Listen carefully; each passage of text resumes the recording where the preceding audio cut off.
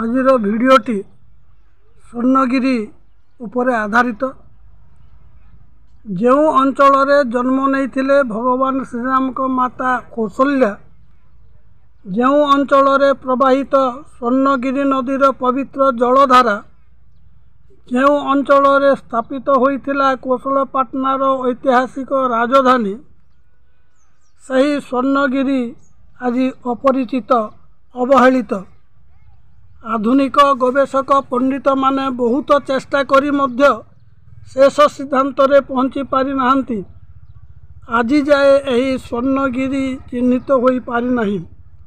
समस्ते केवल भिन्न भिन्न स्थान को यह स्वर्णगिरी होइथिबो बोली अनुमान करी आसिछंती। जे कोनोसी ऐतिहासिक हुंतु गोटे सूचना न पाई पुराणा विषय वस्तु को आविष्कार करि पारिबे नहीं। 6टी सूत्र को आधार करी ऐतिहासिक माने प्राचीन राज्य को चिन्हट करिथांती। सही 6टी सूत्र हेउची किंबदंती, तंबापटा, प्राचीन लेखक मानकर मतामत, प्राचीन संकेत, अनुमान और अनुसंधान अटे। यही सबू नियम को नहीं स्वर्णगिरीर अवस्थिति प्रमाणित करने को पड़िबो। परितापर विषय केतेक ऐतिहासिक यही सुवर्णगिरी बा सुवर्ण नदी को सोनपुर सहित जोड़ी दे थांती। डॉक्टर सत्यनारायण राजगुरु तांको रचित ओडिशार इतिहास रे लिखिछंती, जो समय सरवपुरीय राजा माने श्रीपुर ठारू दक्षिण कोसलर पश्चिम भाग में राजत्व विस्तार करथिले, सेतेबेले सुवर्ण नदी ठारू अन्य एक राजवंश पूर्वांशरे राजत्व करुथिले। सेमानंकर राजधानी थिला सुवर्ण नदी, किंतु एही नदी विषय रे ज्ञात नथिबारु यह सोनपुर होइथिबो बोली अनुमान करिसंती। ठीक सही परी बलांगीर स्मरणिका 2007 रे प्रकाशित गोटे प्रसंग रे लेखा जाइथिला, रावणर बଳରେ असुर माने स्वर्णगिरी, देवमाली, रामगिरी और दंडकवन इत्यादि प्रदेश को छड़ाई नहीं। यही सबु स्थान रे उपनिवेश स्थापन करी असुर माने राजुती करुथिले। रामचंद्र लंकार रावण को वध कला परे यही स्थान गुड़िकरे राजुती करुथिबा असुर मानकु विनाश करथिले। यह ठीक अछि, किंतु देवमाली को बौद्ध, रामगिरी को कोरापुट बोली चिन्हित करिथिबा बेले स्वर्णगिरी को स्वर्णपुर बोली चिन्हित करिसंती। यह भ्रम सृष्टि करुछि। पुराण जुगरे वन, गिरी और नदी को नहीं अनेक राज्यर नामकरण होइथिला, यथा गोमती नदीर तीरे गोमतजे राज्य, सिंहनाद पर्वतरे सिंहनाद नरपति, दंडक वन अटई दंडुकीर देश इत्यादि इत्यादि। तेणु स्वर्णगिरी एक स्वतंत्र राज्य थिला।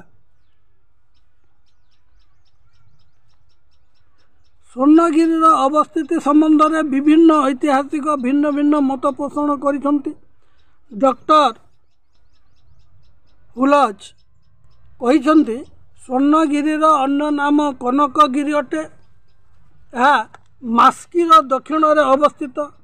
डॉक्टर फिटकर मतरे यह बिहार राजगृह निकटस्थ स्वर्णगिरी अटे। अन्य केते मत दियंती जे महिसूर जोन्हगिरी,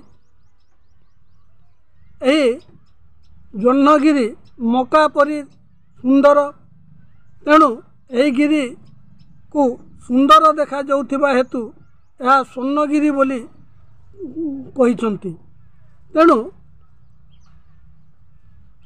भिन्न भिन्न ऐतिहासिक मानकर भिन्न भिन्न मत हेले भी ए सबु काल्पनिक मत अटे।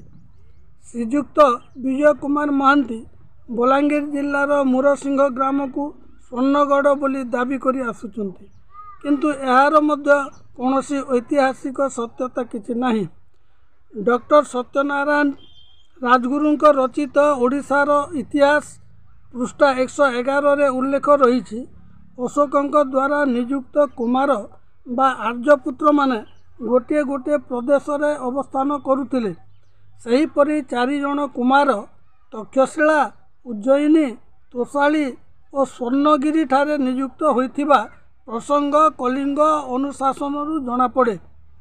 ଅଶୋକଙ୍କର ସିଦ୍ଧାପୁର, ବ୍ରହ୍ମଗିରି ଓ ଜ୍ୟୋତିଙ୍ଗ ଆଦି ଅନୁଶାସନରେ ସୁବର୍ଣ୍ଣଗିରିର ନାମ ଉଲ୍ଲେଖ ରହିଛି। ଅଶୋକ ସ୍ୱର୍ଣ୍ଣଗିରିକୁ ନୂତନ ଦୂତ ପଠାଇ ତାଙ୍କ ପୁତ୍ର ଓ କର୍ମଚାରୀଙ୍କର କୁଶଳ ବାର୍ତ୍ତା ଆନୟନ କରିବା ପ୍ରସଙ୍ଗ ଦକ୍ଷିଣ ଭାରତର ଗୋଟିଏ ଅନୁଶାସନରେ ଲିପିବଦ୍ଧ ହୋଇଛି। ସଂକ୍ଷିପ୍ତ କୋଶଳପାଟଣା ଇତିହାସରେ ଐତିହାସିକ ଶ୍ରୀଯୁକ୍ତ ରାମଚନ୍ଦ୍ର ମଲ୍ଲିକ ସ୍ପଷ୍ଟ ଭାବରେ ଉଲ୍ଲେଖ କରିଛନ୍ତି ଯେ ସ୍ୱର୍ଣ୍ଣଗିରି ନଦୀ ଅପଭ୍ରଂଶ ହୋଇ ସ୍ୱର୍ଣ୍ଣଗଡ଼ ନଦୀ ଓ ପରେ ସୁନଗରରେ ପରିଣତ ହୋଇଛି। ସମ୍ରାଟ ଅଶୋକ ବୃଦ୍ଧ ଜୀବନରେ ସ୍ୱର୍ଣ୍ଣଗଡ଼ ନଦୀ କୂଳସ୍ଥିତ ତୋଷାଳୀ ବା ତୋଷରା ରାଜଧାନୀରେ ଜୀବନଯାପନ କରିଥିଲେ। ସେହିଠାରେ ତାଙ୍କର ଜୀବନ ଦୀପ ନିର୍ବାପିତ ହୋଇଥିଲା। ସେହି ସ୍ୱର୍ଣ୍ଣଗିରି ନଦୀ ଆଜିଯାଏ ଜୋରାସିଂହା, ଦେଓଗାଁ, ତୋଷରା ଅଞ୍ଚଳରେ ସୁନଗିରି ନଦୀ ନାମରେ ପ୍ରବାହିତ ହୋଇ ଆସୁଛି। କିନ୍ତୁ ସ୍ୱର୍ଣ୍ଣଗିରି ସହିତ ସୁବର୍ଣ୍ଣ ରାଜ୍ୟ ହ୍ରଦରେ ପରିଣତ ହୋଇଯାଇଛି। ବର୍ତ୍ତମାନ ଏହା ଦେଓଗାଁ ନିକଟସ୍ଥ ଯୋଗୀସାଗର ଅଟେ। ବରଗଡ଼ରୁ ପଶ୍ଚିମକୁ ସୁବର୍ଣ୍ଣଗିରିର ଦୂରତା ପ୍ରାୟ 60 ବା 70 ମାଇଲ ବୋଲି ଓଡ଼ିଶାର ଇତିହାସରେ ଲିପିବଦ୍ଧ ହୋଇଛି। ତେଣୁ ଏହା ଏହି ସ୍ଥାନକୁ ହିଁ ସୂଚିତ କରୁଅଛି। ତ୍ରେତୟା ଯୁଗରେ ସୃଷ୍ଟି ହୋଇଥିବା ସୁବର୍ଣ୍ଣ ରାଜ୍ୟ ଦ୍ୱାପର ଯୁଗରେ କିପରି କୀଚକ ଦ୍ୱାରା ହ୍ରଦରେ ପରିଣତ ହେଲା ତାହା ପରବର୍ତ୍ତୀ ଭିଡ଼ିଓରେ ସ୍ଥାନିତ ହୋଇଛି।